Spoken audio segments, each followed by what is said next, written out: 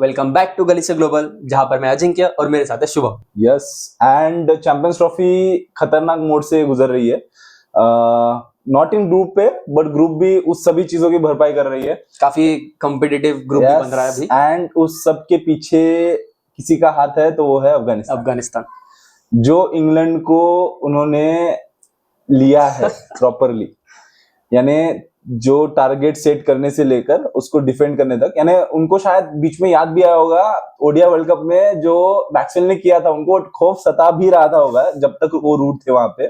But yes definitely अगर हम बाकी की चीजों को छोड़ दे तो जिस हिसाब से उन्होंने उनके पारी को संभाला, उनके इनिंग के टाइम पे एक ऐसा पोजीशन था जब वो 35 पे 3 विकेट्स गिर गए थे, लेकिन वहां से जदरान की मदद से उन्होंने जो पारी को संभाला और बाद में एक ऐसे टोटल तक ले गए।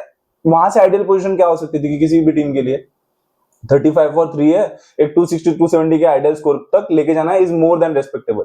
लेकिन वो सब चीजें पार करके जो 300 वो भी 323 के तक लेके गए, it was more than enough.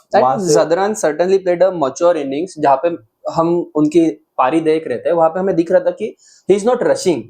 उसने एक प्रॉपर ओडीआई पारी खेली है जहां पे आई गेस उन्होंने 177 रन मारे हैं। So it was a proper ODI innings और हमें दिखा भी कि सब लोगों ने फिर उनके जब वो वापस आ रहे थे विकेट होने के बाद, लेकिन उसमें ये भी था ना कि Zadran never went into the shell even at the score of 35 और 3 जब रहमत का विकेट गिरा, he was still playing his shots.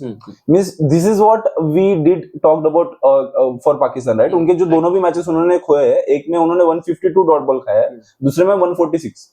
तो वो शेल में जाना चाहते थे तो जा भी सकते थे 35 और 3 पे, लेकिन उन्होंने एक शॉट प्लेइंग मेकिंग चालू रखा अपना and he did the calculative shot. बीच में ऐसा टाइम आया जहां पे अजमतुल्ला ने टेक ओवर किया था उनको। तो वो उनको पता है कि कब डिफेंसिव जाना था और कब अटैकिंग खेल के वो इनिंग के रन रेट को मेंटेन करना था, because he did score 177 run but at a healthy strike rate of 121 odd.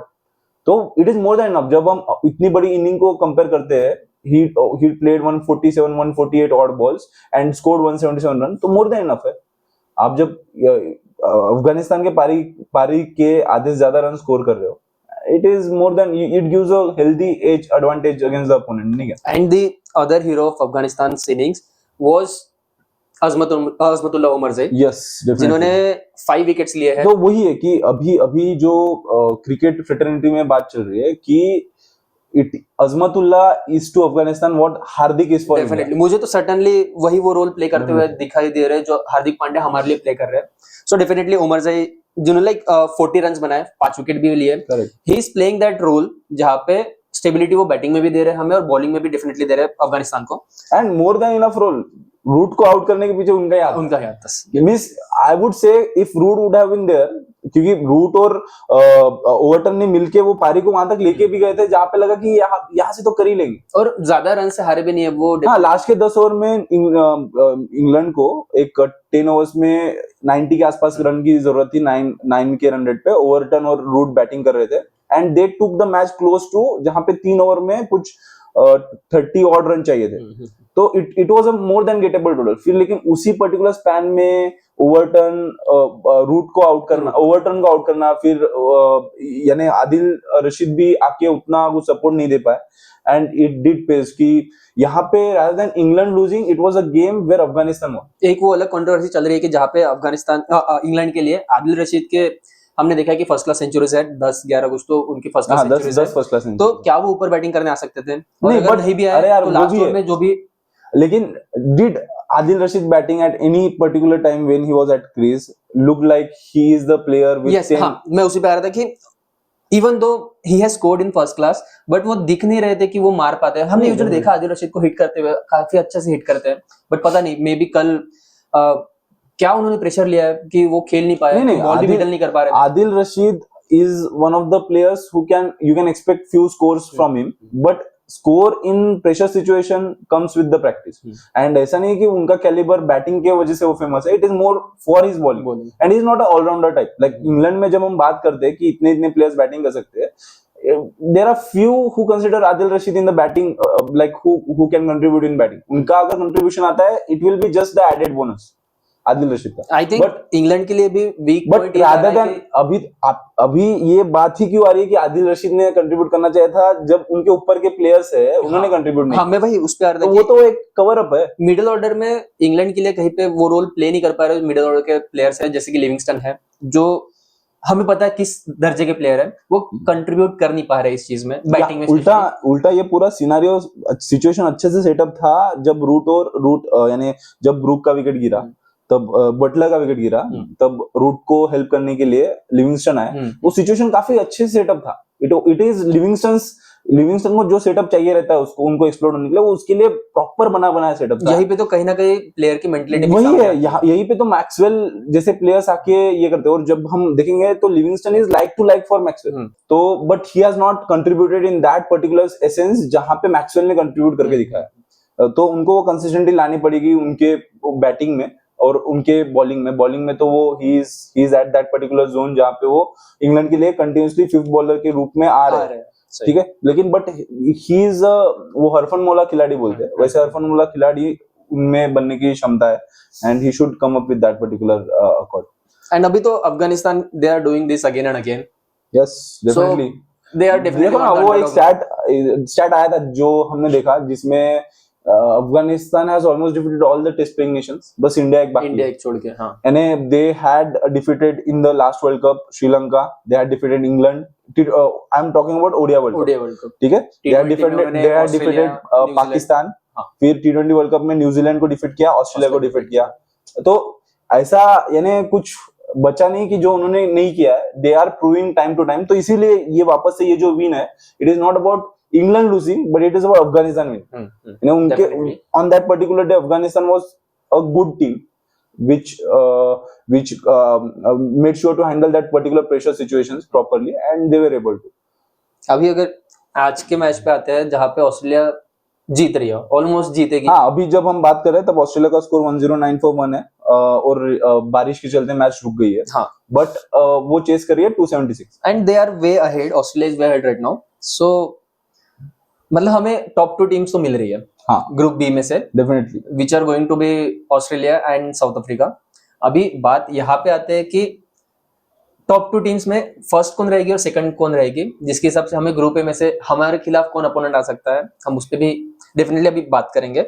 सो जो भी मैच चल रही है, Australia is definitely winning, there is no doubt about it. Actually Australia का कंडीशन है कि वो बैटिंग हेवी टीम, अभी बैटिंग यानी it is a good team, लेकिन बैटिंग हेवी है कि अगर तुमने उनको एक ऐसा गेटेबल टोटल के आसपास अगर छोड़ दिया ऑस्ट्रेलिया को, तो सच में वो उनके बैटिंग में उतनी क्षमता है, बिकॉज उनके टीम को जो हैम्पर हुआ इंजरी के चलते या फिर नॉट अवेलेबिलिटी के चलते, वो बॉलिंग में हैम्परिंग हुआ, कमिंस, स्टार्क और हेजलवुड, लेकिन batting is the same team which it was they were going to play. Stoinis और मार्श तो it had a different reason, but वो कोई ऐसे प्लेयर नहीं है जिनकी वजह से ऑस्ट्रेलिया खुद की टीम हैम्पर कर पाए। हाँ, और कहीं ना कहीं जॉश इंग्लिश भी वो रोल फुलफिल कर रहे हैं, अच्छे से फुलफिल कर। Australia is known for that कि जब कभी ऐसा लगता है कि ऑस्ट्रेलिया टीम ऐसे नीचे like their shoulders are down या फिर कुछ अभी उतनी ताकतवर टीम है, some of the other player does come up and show कि उनके इसमें कितना कैलिबर बचा हुआ।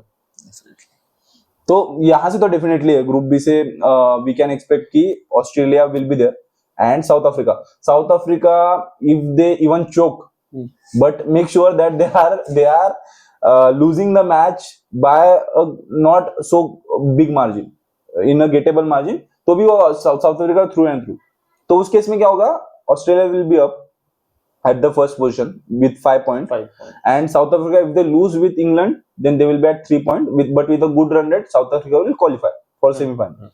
And from here let's assume India will win New Zealand match. हम डिटेल में बात करेंगे न्यूजीलैंड के साथ अपने क्या क्या चैलेंजेस है, but let's assume if India wins New Zealand match, India will be at the first position from group A, and हमारे मैच आएगी साउथ अफ्रीका के साथ, correct, and New Zealand and Australia, they will be having their Australian derby. So these are the possible semi-final matches that we can see. Yes.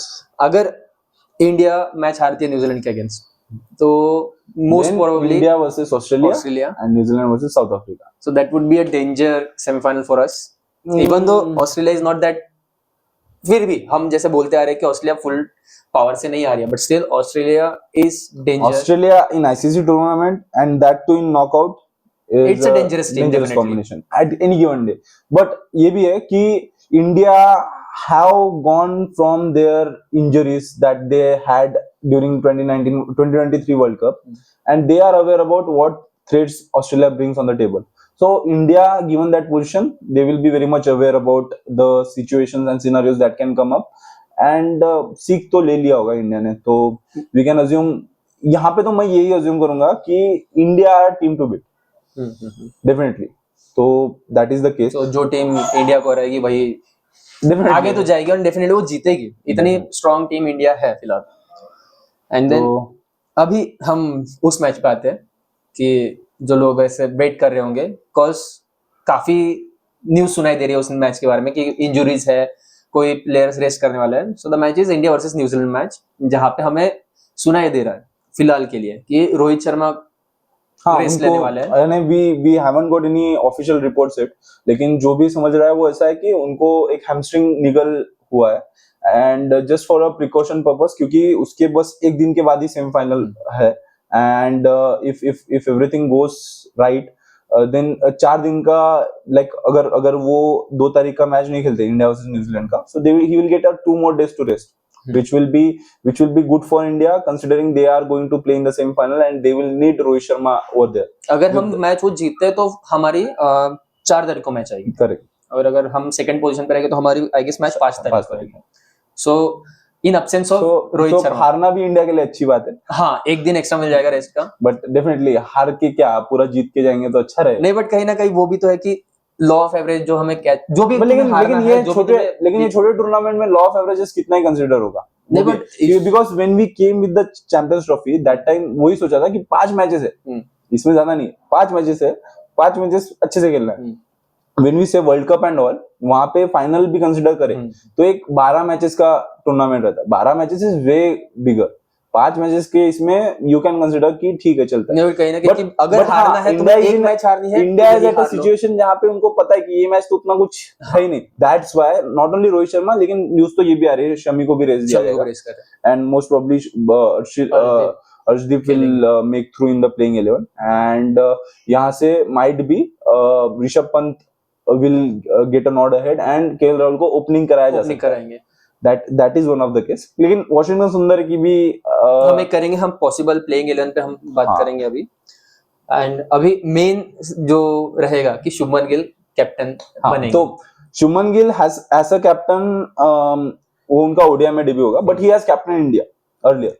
Zimbabwe के खिलाफ T20 जो series थी उसमें उन्होंने 5 matches की series में कैप्टनसी किया था. हाँ, but Zimbabwe as a opponent and the other teams that are playing in the champions trophy are way different. वहां पे इंडिया 4-1 से जीती थी शायद, एक मैच हारी भी थी, 4-1 से जीती थी, but it was a good tournament for Shubman Gill, and he is coming in with the captaincy experience in IPL as well, even though the team hasn't fared good last IPL which last IPL में, लेकिन but Shubman Gill is coming with some experience. Let's hope he does the captaincy sensibly and everything is in place. इसमें तो रोहित शर्मा की language में कि captain तू रहेगा but fielding मैं ही सेट करूंगा. हाँ, मींस क्या है, कह सकते हैं ऐसा. तो ये भी है, बट हाँ मींस तुमको क्या लगता है शुभमन गिल की कैप्टनसी में क्या चीजें रहेगी जो यहाँ पे ऑब्जर्व करने लग रहेगी, because he has been termed vice captain since when the squad was announced. तो यानी फ्यूचरिस्टिक प्लान तो थे शुभमन गिल के रिगार्डिंग. तो अभी दैट इज द केस कि he might make his case stronger, or there might be chances that seeking एक game तो कुछ जज डिसाइड नहीं करेगा, but that is the case. मुझे थ्रू आउट द टूर्नामेंट कहीं ना कहीं शुभमन गिल एक एक्टिव रोल में दिख रहा है. वो कंटिन्यूअसली जाके बात कर रहे हैं, बॉलर से बात कर रहे हैं, एंड उनका प्रेजेंस अभी एज अ वाइस कैप्टन मुझे दिखाई दे रहा है कि लीडरशिप ग्रुप में वो इन्वॉल्व हो रहे हैं काफी ज्यादा. And so this is going to be a different experience for him, because एक ऐसी टीम को लीड करना जो कंटिन्यूअसली एक मोमेंटम लेके आ रही है, एंड अगेंस्ट न्यूजीलैंड जो अपना मोमेंटम अलग से लेके आ रहा है. न्यूजीलैंड को काफी एक्सपीरियंस है यहाँ पे खेलने का. सो डेफिनेटली उन्हें जब हमारी बॉलिंग रहेगी ना, तो बॉलिंग चेंजेस जैसे वो करेंगे, हमें उनसे काफी कुछ उनको देख के पता चलेगा कि yes definitely he has that acumen towards leadership.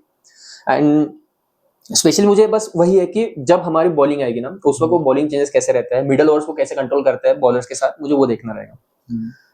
तो वापस से अगर इंडिया न्यूजीलैंड के मैचेस में आते हैं तो एक इंटरेस्टिंग स्टैट्स है, इंटरेस्टिंग नहीं बोलूंगा बट एक गुड स्टैट्स है अपने हिसाब के लिए। लास्ट के जो 5 ओडीआई मैचेस हुए न्यूजीलैंड के साथ, considering 2 matches from the world cup and उसके पहले के 3 matches in the series, India one all of them. And उसके पहले का एक मैच था उसमें रिजल्ट अच्छा नहीं था, तो that is a good thing for India. But New Zealand in the ICC tournament have been a biggest hurdle in India's campaign. 2019 world cup पहले भी जितने भी कंसिडर किए उतने में New Zealand in ICC tournament is very different, they know how to use their limited resources. ये उनकी काफी अच्छी साइड है, क्योंकि न्यूजीलैंड टोटल अगर उनका कंट्री का पॉपुलेशन देखे तो क्या 35-40 लाख से ऊपर नहीं, and they manage their resources so good कि वी बीइंग 150 करोड़ के आसपास का पॉपुलेशन, तो they does beat India time to time. And they now currently अगर इंडिया के बाद अगर कोई ऐसा डोमिनेंट टीम दिख रही है तो न्यूजीलैंड है। डेफिनेटली। तो ये तो बात है, and let's see how India goes and how India fair.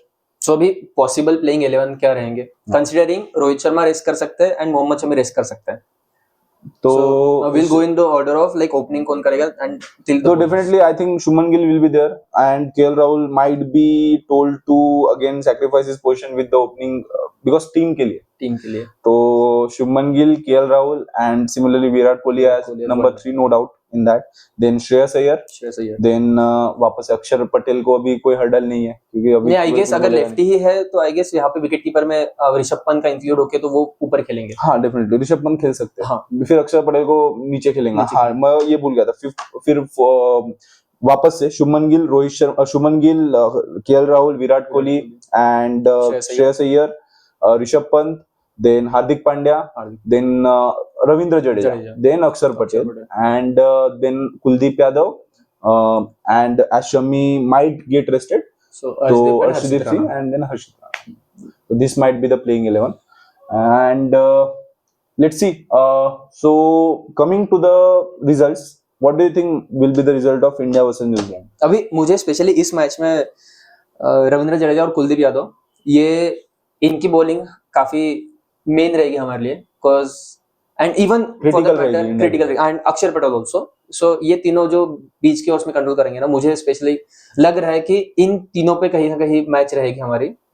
And batting obviously batting depth है हमें, तो उसकी चिंता फिलहाल तो इतनी नहीं है, कंसिडरिंग कि हमारे ऊपर के बैटर्स काफी अच्छे फॉर्म्स में आ रहे हैं फिलहाल। आई वॉन्ट अगर इस पूरे टूर्नामेंट में इंडिया को अगर एक मैच हारना है तो प्लीज यही मैच हार जाओ, इसके बाद हमें कंटिन्यूसली जीतना ही है, 2 ही मैच मिलेंगे। वो तो नॉकआउट ही है, करेक्ट है।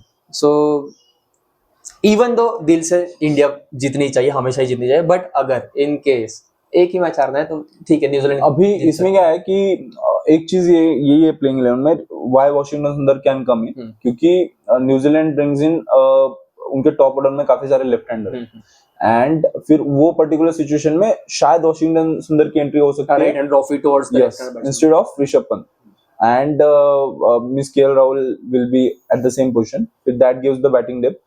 लेकिन वो भी है कि whether they will go in place of Rohit Sharma to bring in Washington Sundar, or they will rest one among Akshar Patel and Ravindra Jadeja. That is the something that we should be able to see.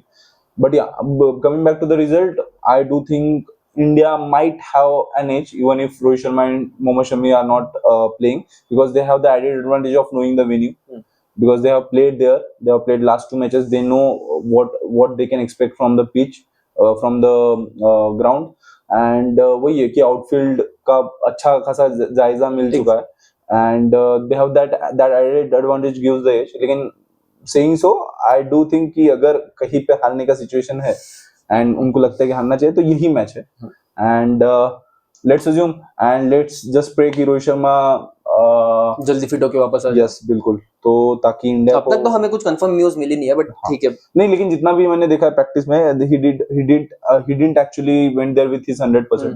He was just going over there and उनके strength coaches के साथ वो ये कर रहे थे, तैयारी कर रहे थे with rather than playing in the practice sessions and net sessions.